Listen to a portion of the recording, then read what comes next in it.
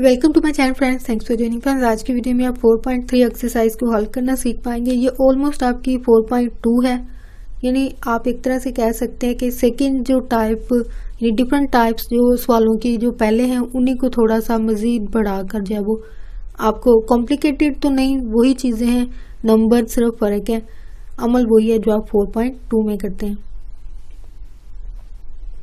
यानी जमा करना है अपने, ठीक है। या एक तरह से अब माइनस का अमल इसमें स्टार्ट हो गया, ठीक है। पहले प्लस का था तो अब माइनस का कह लीजिए, यानी इन सवालों में जब वो माइनस का ज़्यादा इस्तेमाल होगा, ठीक है। यानी पूरी एक्सरसाइज में पहले जमा के सवाल करने होंगे, फिर माइनस के करने होंगे। नेक्स्ट जो एक्सरसाइज आपकी आ रही है वहाँ पे आपके ज़रब के सवाल होंगे, जो उससे अगली होगी वहाँ पे तकसीम के सवाल होंगे। यानी इस तरह सीक्वेंस से जब चल रहे हैं। पहले जो था एक तरह से आपका प्लस का ज़्यादा इस्तेमाल था, अब इस वाली एक्सरसाइज में माइनस है, या आप इसे माइनस करना ज़्यादा कह सकेंगे। आज की वीडियो में इसको हल करना जो सीख पाएंगे। फ्रेंड्स, वीडियो को स्टार्ट करने से पहले रिक्वेस्ट करना चाहूँगी, प्लीज़ चैनल को सब्सक्राइब जरूर कीजिएगा।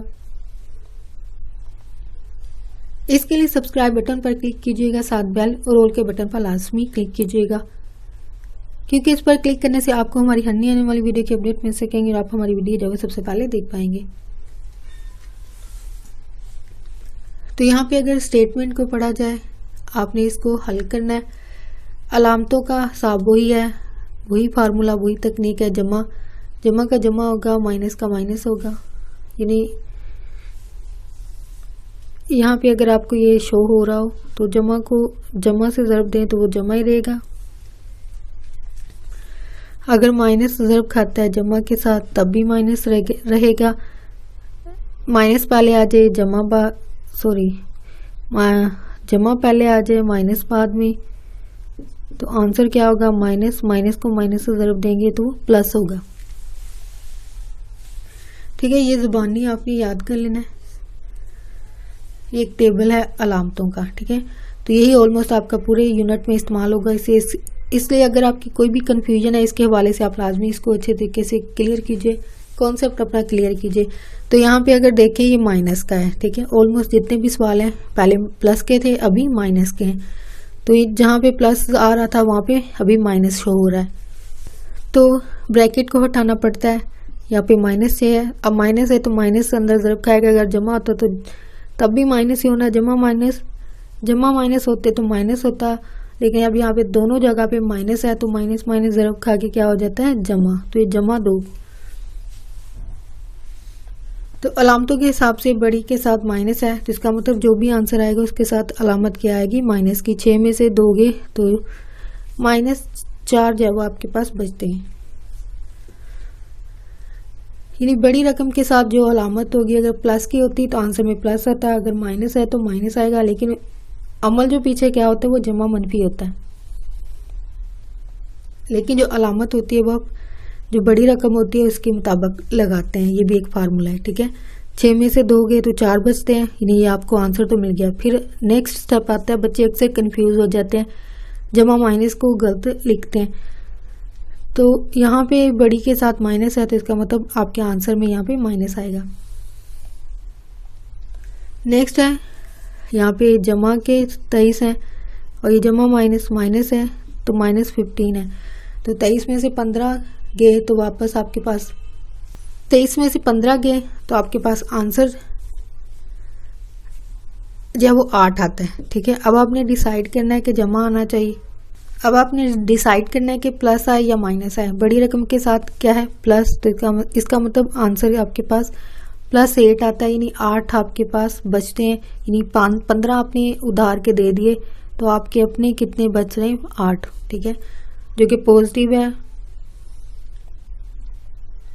और सेकंड जो फार्मूला है कि वो ये होता है कि जो बड़ी रकम के साथ अलामत होती है वो आपके आंसर में आती है, ठीक है। नेक्स्ट जो क्वेश्चन है, तो यहाँ पे क्वेश्चन नंबर 3 भी लिखा हुआ है। ये ऑलमोस्ट वही है चीज़ें, ब्रैकेट के साथ छोटी ब्रैकेट और बड़ी ब्रैकेट, ठीक है। कॉन्सेप्ट वही है जो आपने पहले सीखा है, यानी पहले आपके जमा के सवाल थे, अभी आपके माइनस के सवाल हैं, ठीक है। तो यहाँ पे ब्रैकेट के हिसाब से चलना है। आपने पहले बताया था कि ब्रैकेट पहले कौन सी हल होती है? जमा वाली। आपने देख लेना है کہ بڑی بریکٹ کتنی جگہ پہ ہے, کتنی ویلیوز کے ارد گرد ہے, پہلے اس کو حل کریں گے. اب یہ اس کے صرف یہاں پہ یہ ایک ہی ویلیو, لیکن مائنس لگا کے اس کو باہر لکھ دیا گیا, اور باقی دو ویلیوز ہیں وہ بڑی بریکٹ کے اندر ہیں, حالانکہ ان کے ارد گرد بھی چھوٹی بریکٹ موجود ہے, لیکن ان دونوں کے باہر ایک دیوار لگا دی گئی ہے, یعنی ان کا یہ حصہ ہے بس. ٹھیک ہے, یہاں تک ہیں. ٹھیک ہے, ان دونوں بریکٹ کے اندر ہونے کی وجہ سے, اس کا مطلب ان کے علامتیں یا جو بھی عمل ہے وہ بریکٹ کے اندر ہوگا. اس کا جو بھی آنسر آئے گا پھر اس کو آپ باہر والے کے ساتھ کر سکتے ہیں حل, اس کی جو بھی علامت ہوگی اس کے حساب سے کریں گے. اب یہاں پہ -8 ہے, جمع مائنس ضرب کھا کے جمع کے 6 ہو جائیں گے. تو 8 میں سے جمع کے 6 گئے تو یہاں پہ 2 آتا ہے, بڑی کے ساتھ مائنس ہے تو اس کا مطلب یہاں پہ مائنس آئے گا, تو یہاں پہ بریکٹ لگی تو یہاں پہ مائنس انٹو -4 ہے.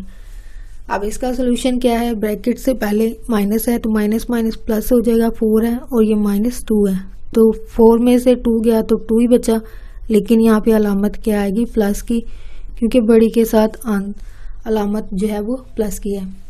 نیکسٹ جو کوشچن ہے یہ بریکٹ کا آپ نے لازمی دھیان رکھنا ہے, یعنی آپ یہ نہ کریں کہ سب کو ایک ساتھ ہی کر دیں. جو بریکٹس کے اندر ہے پہلے ان کو حل کریں گے. تو یہ مائنس ہے, یہ دونوں بریکٹس کے اندر ہیں, یہ بھی دونوں بریکٹس کے اندر تھی.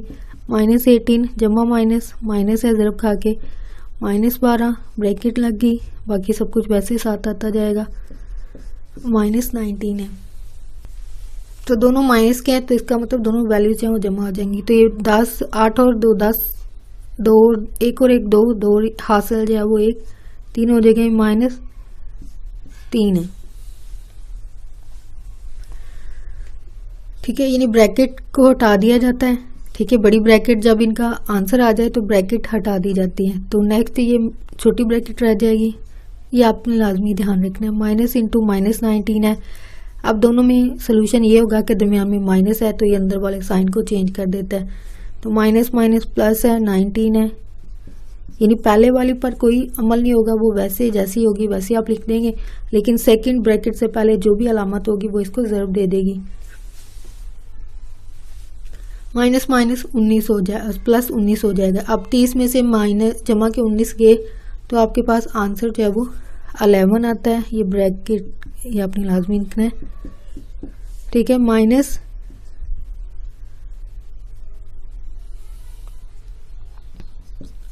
جو ہے وہ اس کا آنسر آتا ہے. ٹھیک ہے, یعنی 30 میں سے 19 گئے تو 11 بچے, لیکن علامت کیا آئے گی مائنس, وجہ 30 بڑی رقم ہے اس کے ساتھ مائنس ہے, اس لیے آنسر میں بھی جو ہے وہ مائنس آئے گا. تو یہاں پہ نیکسٹ اسٹوڈنٹ کوشچن 4 اور 5 جو ہے مائنس ہی کرنا ہے ویلیوز کو. ٹھیک ہے, لیکن مائنس بھی جو ہے وہ علامت کے حساب سے ظاہر باتیں کرنا ہوتا ہے. یہاں پہ اسٹیٹمنٹ جو ہے وہ آپ کو الفاظ میں دی گئی ہے. پہلے یعنی ڈائریکٹ وہ خود ہی لکھ دیتے تھے, یعنی یہ جو چیز تھی وہ ایسے لکھتے ہیں 111 مائنس 111. ٹھیک ہے, یعنی اس کے ساتھ مائنس ہے تو دونوں کو کیا کرنا ہے مائنس. یعنی پہلے اس سوال کے طریقہ یہ تھا, اب انہوں نے یہی چیز الفاظ میں کہہ دی. اب پہلے یہ ٹائپ تھی, ٹھیک ہے, اسی کو اب الفاظ میں انہوں نے کہہ دیا. بس یہی فرق ہے دونوں میں, کرنا وہی عمل ہے جو کہ اب پہلے کر چکے ہیں, جو کہ اس شکل میں کیا ہے. ٹھیک ہے, انہی کو اب اس نے الفاظ میں کہہ دیا, کرنا ان کو مائنس کیا آپ نے. اس کا مطلب جمع ان کو آپ نے جو میتھڈ ہے لکھنے کا وہ لکھیں گے, جو سٹینڈرڈ فارم کہہ لیجئے. ٹھیک ہے, بریکٹ میں اس کو شو کریں گے, درمیان میں مائنس لگائیں گے, -111 مائنس ہے تو -111. ٹھیک ہے, تو مائنس مائنس ضرب کھا کے جمع کے 111 ہو جائیں گے, اور یہ جمع 111 ہے. تو اس کا مطلب یہ دونوں جمع کے 222 جو ہیں وہ بنتے ہیں, لیکن اس کے ساتھ جمع کی علامت ہے تو اس کا مطلب جمع کے 222, یہ اس کا فائنل آنسر جو وہ بنتا ہے. سیکنڈ جو کوشچن نمبر 5 ہے وہ بھی سیم اسی طرح. ٹھیک ہے, الفاظ میں کہہ دیا کہ دو صحیح اعداد کا مجموعہ جو ہے وہ -99 ہے. اگر صحیح اعداد -66 ہے تو دوسرا عدد معلوم کریں. ٹھیک ہے, تو اس کا مطلب دونوں کو مائنس کریں گے, لیکن مائنس کے ساتھ ویلیو کے ساتھ بھی, کیونکہ مائنس ہے تو وہ پلس کا ہو جائے گا. اس سوال کا فارمولا یہ ہوگا کہ پہلا عدد ٹھیک ہے، یا فرسٹ نمبر، ٹھیک ہے، پہلا صحیح عدد جمع دوسرا صحیح عدد برابر کیا ہوتا ہے؟ مجموعے کا، یعنی دو اعداد کا مجموعہ، دو اعداد کا مجموعہ۔ مجموعہ کتنا دیا آپ کو؟ -99۔ پہلا نمبر دیا آپ کو وہ ہے -66، اور یہ نہیں پتا ہے، ٹھیک ہے، یہ آپ نے معلوم کرنا ہے۔ اس کو آپ ایکس سے بھی ظاہر کر سکتے ہیں، ٹھیک ہے، یہاں پہ پلس ہے۔ اب یہ اس طرف مائنس کا ہے، یعنی اس کے ساتھ بھی اگر ضرب کھاتا ہے تو مائنس کا ہی ہوگا، تو یہ معلوم کرنے کے لیے ہم دوسرا عدد معلوم کرنے کے لیے یہ دوسری طرف کیا ہو جائے گا؟ جمع کا ہو جائے گا۔ تو علامت کے حساب سے یہ -33 جو ہے وہ آپ کا آنسر آتا ہے، جو کہ آپ کا دوسرا عدد جو ہے وہ بنتا ہے۔ تو فرینڈز، آج کی ویڈیو آپ کے لیے ویلیوبل ہو۔ اگر آج کی ویڈیو کے ذریعے آپ کے لیے ایکسرسائز کو سمجھنا حل کرنا آپ کے لیے آسان ہوا ہے تو پلیز میری ویڈیو کو لائک اور شیئر لازمی کیجیے گا۔